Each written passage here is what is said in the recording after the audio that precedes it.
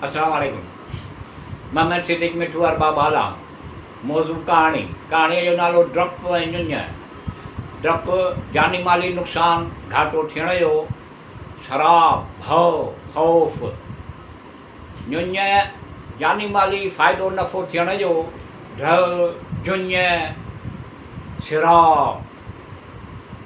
Part number 32। हज़रत यूसुफ अलैहिस्सलाम जे भाउरनि चयो त बिनयामीन जो पीउ तमामु घणो ज़ईफ़ आहे। ईअं थियो, असां भाउरनि मां कंहिं बि हिक खे क़ैद करे ऐं बिनयामीन खे छॾे। ईअं थियो, असीं तोखे तमामु नेक सम्झूं था, उन जे करे बिनयामीन खे रिहा कर। ईअं थियो, हज़रत यूसुफ जिन फरमायो, माज़अल्लाह, ख़ुदा जी पनाह घुरां थो। ईअं थियो, जंहिं वटां मुंहिंजी शइ निकिरी आहे उन खां सवाइ कंहिं ॿिए खे पकड़ियां।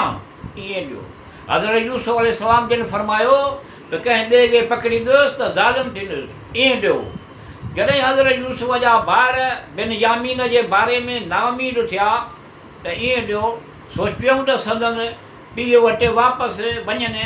ईअं थियो, हज़रत यूसुफ अलैहिस्सलाम जे भाउरनि मां हिकिड़े भाउ यहूदा चयो, तव्हां भले वञो, आउं हिन शहर में ई रहंदुसि। ईअं थियो, शायदि तव्हांखे यादि कोन्हे त पीउ ख़ुदा जो अहद हिन फ़र्ज़ंद जे बारे में वरितो हुयो। ईअं थियो, उन खां पहिरीं हज़रत यूसुफ अलैहिस्सलाम जे बारे में ख़ता कई। ईअं थियो, तव्हीं वापसि वञो, आउं कोन हलंदुसि। ईअं थियो, ऐं ज़मीन मिस्र तां उन वक़्त ताईं कोन निकिरंदुसि जेसीं ताईं मुंहिंजो पीउ इजाज़त न ॾींदो। ईअं थियो, या मुंहिंजे ख़ुदा जो हुकुम नाज़ुल थिए त आउं तुंहिंजे भाउ खे उन खां वठां।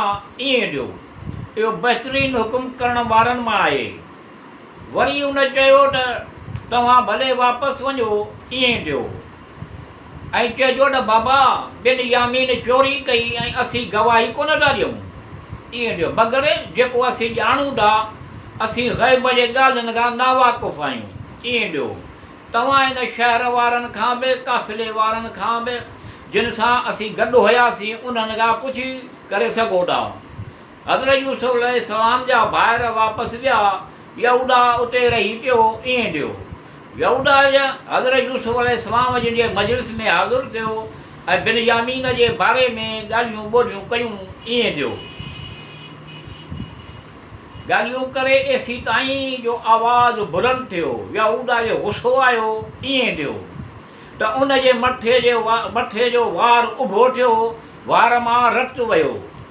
जॾहिं उन गुस्सो ईंदो हुयो त उन जा वार उभो थी वेंदो हुयो। ईअं थियो, जॾहिं बि फ़र्ज़ंदान यकूब खे गुस्सो ईंदो हुयो त वार उभो थींदो हुयो ऐं उन मां रतु वहंदो हो। ईअं थियो, जेसीं ताईं हज़रत यकूब अलैहिस्सलाम मझां कंहिंजो हथु न लॻंदो हुयो, तेसीं ताईं सुकून कोन ईंदो हुयो। ईअं थियो, जॾहिं हज़रत यूसुफ अलैहिस्सलाम ॾिठो त रतु उन वार में वहे पियो। ईअं थियो त हज़रत यूसुफ अलैहिस्सलाम जे फ़र्ज़ंद हिकु सोने ॾाढ़ूअ सां रांदि पिया, फ़र्ज़ंदनि सोने ॾाढ़ूअ सां रांदि पिया रहनि। ईअं थियो, उन्हनि फ़र्ज़ंदनि मां हिकिड़े खां इहो सोनू ॾाढ़ूं वठी यहूदा जे तरफ़ उछलायो।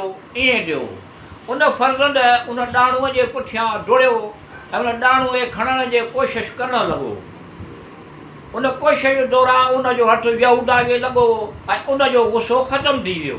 ईअं थियो, यहूदा खे शक थियो। हज़रत यूसुफ अलैहिस्सलाम जे फ़र्ज़ंद वापसि हज़रत यूसुफ अलैहिस्सलाम जे तरफ़ आया। ईअं थियो,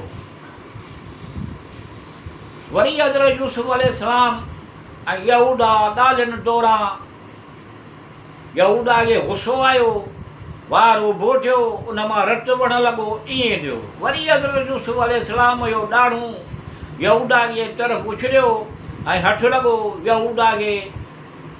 यहूदा जो गुस्सो ख़तमु थी वियो ऐं वरी टे भेरे ॻाल्हियुनि दौरान यहूदा खे गुस्सो आयो ऐं वार उभो थियो, उन मां रतु वहणु लॻो। ईअं थियो, हज़रत यूसुफ वरी ॾाढ़ूं वठी यहूदा जे तरफ़ उछलायो ऐं हज़रत यूसुफ फ़र्ज़ंदनि जो हथु लॻो ऐं यहूदा जो गुस्सो ख़तमु थी वियो। यहूदा चयो त त शायदि हिन घर में हज़रत यैकूब अलैहिस्सलाम जा फ़र्ज़ंद आहे, को हिते आहे, फ़र्ज़ंद को हिते आहे, ईअं थियो। यहूदा चयो शायदि हिन घर में हज़रत यैकूब अलैहिस्सलाम जे फ़र्ज़ंदनि मां को हिते आहे, ईअं थियो। जॾहिं हज़रत यूसुफ अलैहिस्सलाम जा ॿाहिरि हज़रत यैकूब जिन वटि पहुता त बिन्यामीन जो सॼो किसो ॿुधायाऊं, ईअं थियो।